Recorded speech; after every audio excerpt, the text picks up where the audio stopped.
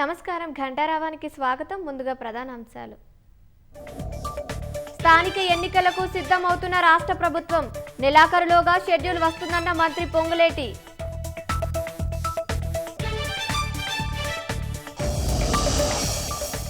బీసీలకు రిజర్వేషన్ ఇవ్వకుండా ఎన్నికలు ఎలా? బిల్లు కేంద్రానికి పంపి చేతులు దులుపుకోవడం సరికాదన్న బీఆర్ఎస్.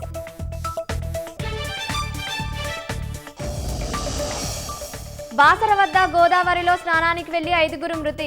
బాధితులు హైదరాబాద్లో ఉంటున్న రాజస్థాన్ వాసులుగా గుర్తింపు.